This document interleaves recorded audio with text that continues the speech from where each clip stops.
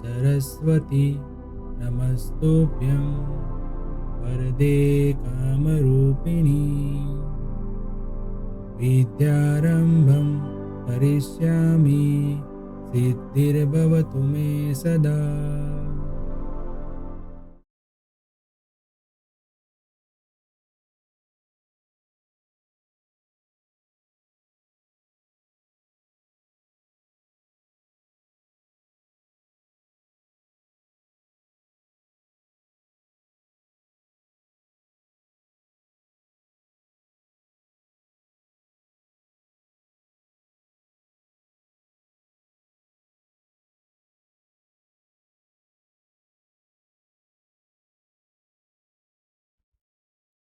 Hello everyone, welcome to Mantra e learning. Business research method में हमारा पहला चैप्टर है इंट्रोडक्शन टू रिसर्च। पहला यूनिट है, उसके अंदर हम देख रहे हैं an introduction to research methodology. आज के लेक्चर में हम देखने वाले हैं research approaches, significance of research in business and research process. ठीक है, चलिए शुरू करते हैं। रिसर्च अप्रोचेज क्या होते हैं? रिसर्च के बारे में हमने देखा, रिसर्च के सिस्टम क्या होती है। अब रिसर्च अप्रोचेज जो हो वो तीन टाइप्स के यहाँ पे है। Quantitative research relies on the numeric form of data and analysis. जब कोई क्वांटिटेटिव रिसर्च हमें करना है तो वो डेटा और जो न्यूमेरिक डेटा है उनके उस पर डिपेंड रहता है। This approach can be classified into. अब ये जो अप्रोचेस है मतलब न्यूमेरिकल डेटा पे डिपेंड रहता है, एनालिसिस पे डिपेंड रहता है, तो इसका जो अप्रोचेस वो क्लासिफाइड किए गए तीन types: inferential, experimental and simulation approach. अब इसको हम एक एक करके देखते हैं। इन्फरेंशियल के लिए क्या होता है, तो ये जो अप्रोच होता है, इस अप्रोच में a sample from the population is studied to determine the characteristic of the sample and then it is inferred that population also has the same characteristic. अब ये एक ऐसा अप्रोच है जहां पे हम पॉपुलेशन जो होते हैं, पॉपुलेशन में से कोई एक सैंपल सेलेक्ट करते हैं और सैंपल के जो भी स्टडीज करते हैं हम, उस स्टडीज से जो भी रिजल्ट मिलते हैं वो रिजल्ट हम डिटरमाइंड करते हैं, इन्फर्ड करते हैं कि वो पॉपुलेशन का भी यही रिजल्ट होगा। ज़्यादातर ये अप्रोच ही सब जगह पे यूज होता है क्योंकि सब ऑल पॉपुलेशन की जो हम इंक्वायरी करें वो पॉसिबल कभी होता नहीं है।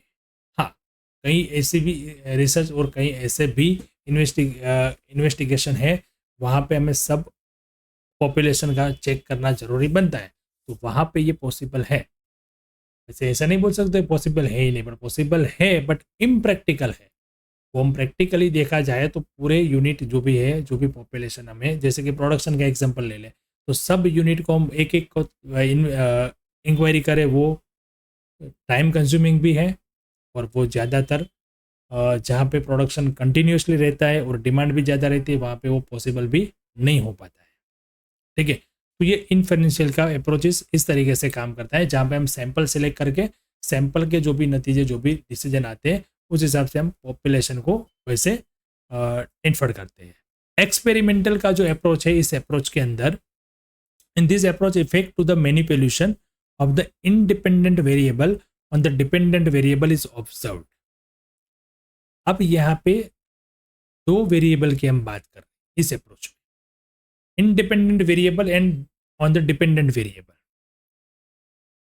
दो वेरिएबल जब होते हैं, जब कोरिलेशन में हम देखा, रेग्रेशन में हमने देखा कि दो वेरिएबल जब होते हैं, टू वेरिएबल्स में, तो इसमें एक इंडिपेंडेंट होता है और एक डिपेंडेंट होता है। तो ये अप्रोच जब वहां पे ऐसे काम करता है कि here independent variable is considered as cause and dependent variable as effect. The essence of experimental is control. तो यहाँ पे हमारा रिसर्च का जो काम होता है वो ये होता है, यहाँ पे दो वेरिएबल है और दो में से हमें पता है कि जो एक इंडिपेंडेंट है और एक डिपेंडेंट है। अब डिपेंडेंट जो है उसका पूरा कंट्रोल जो है वो इंडिपेंडेंट पे रहता है। तो ऐसे हमें एक्सपेरिमेंटल करना है कि जहां पे variable independent variable is considered as cause and dependent variable is effect and the essence of experiment is control. तो अभी इसको कंट्रोल कैसे करना है वो यहाँ के रिसर्च का सब्जेक्ट मेन एम बन जाता है। तो कुछ इस तरीके से जब रिसर्च हम करते हैं तो ये हो जाता है एक्सपेरिमेंटल।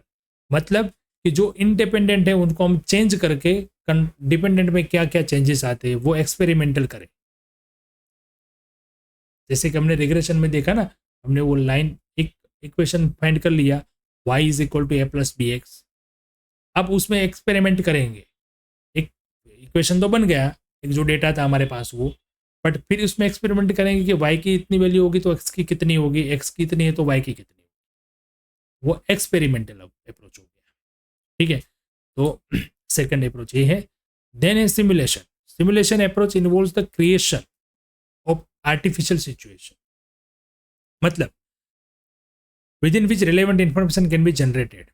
मतलब कि this allows an observation of the dynamic behaviour of a system under controlled condition. It can also useful in building models for understanding future condition.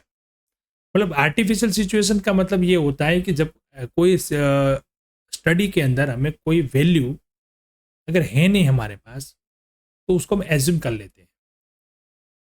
जैसे कोई रिसर्च ऐसा होता है कि वहाँ पे हम एक्स लिख देते हैं कि so and so values are x, फिर उसका कैलकुलेशन करते हैं और फिर वो वैल्यू डिटरमाइन होती है।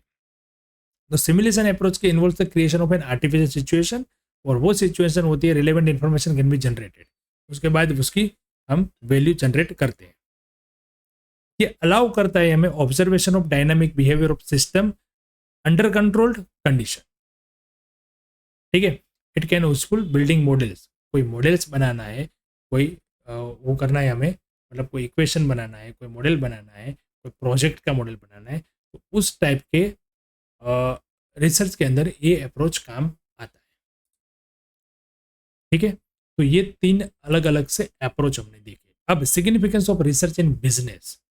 यस, हम कॉमर्स के स्टूडेंट के लिए रिसर्च का जो मेन इंटेंशन होता है वो बिजनेस होता है, और आज के मॉडर्न टाइम के ज़माने में हम बिना रिसर्च कोई बिजनेस ग्रो नहीं कर सकते। चला नहीं सकते ऐसा तो मैं नहीं बोल सकता, बट ग्रोथ नहीं कर सकते। तो significance of research in business, business के अंदर रिसर्च का कितना इंपॉर्टेंस है वो हम देखते हैं।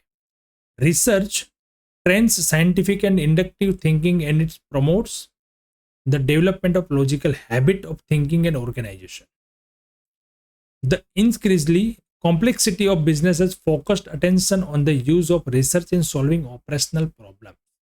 बिजनेस के अंदर बहुत सारे प्रॉब्लम्स होते हैं। जैसे मैन्युफैक्चरिंग यूनिट की बात करें हम, तो वहां पे प्रोडक्शन का प्रॉब्लम, वर्कर्स का प्रॉब्लम, रॉ मटेरियल का प्रॉब्लम्स, मेन पावर का प्रॉब्लम, इलेक्ट्रिसिटी का प्रॉब्लम,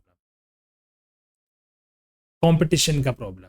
तो ये सारे जितने भी प्रॉब्लम्स हैं उसको trends scientific and inductive thinking and it promotes the development of logical habit of thinking and organization. तो ये ऑर्गेनाइजेशन को कहीं ना कहीं ग्रोथ के ले जाने के लिए या इतने जितने भी प्रॉब्लम्स है उसका सॉल्यूशन के लिए रिसर्च बहुत ही इंपॉर्टेंट है। जैसे हमने रिसर्च के अंदर एक टेक्निक देखी, operation research and market research are very vital in taking business decision. Operation research के अंदर हम ट्रांसपोर्टेशन की प्रॉब्लम को सॉल्व कर सकते हैं। गेम थियरी के अंदर हम बिजनेस के इंपॉर्टेंट डिसीजन ले सकते हैं। मार्केट रिसर्च के देखते हम कौन सा मार्केट कब कवर करना है, कौन सी प्रोडक्ट कब लॉन्च करनी है, वो सारे डिसीजन ले सकते हैं। Market research is imperative for a company to know what type of product or service would be profitable to introduce in the market. ठीक है, also with respect to its existing product in the market, good market research enables a company to know if it has been able to satisfy customer needs and whether there is a need to make necessary changes. Market research से company को ये भी पता चलता है कि हमारे जो प्रोडक्ट है वो प्रोडक्ट कस्टमर के अंदर कितनी पॉपुलर है या उसमें कुछ चेंजेस करने की ज़रूरत है, हमारे कॉम्पिटिटर जो है वो किस तरीके से काम करते हैं। हमारी प्रोडक्ट जो है वो कस्टमर को सेटिस्फाइड करती है या उसमें अभी भी कुछ इम्प्रूव करने की जरूरत है। तो ये सारे रिसर्च के ही तो बेनिफिट है। ठीक है, research enables a company to formulate a variable marketing plan और measure the success of existing plan। मतलब आपने देखा होगा कि जब त्योहारों का माहौल आता है तो सब जगह पे हमको सेल सेल सेल के बोर्ड लगे रहते हैं। वो कहाँ से आता है? वो मार्केटिंग प्लान है,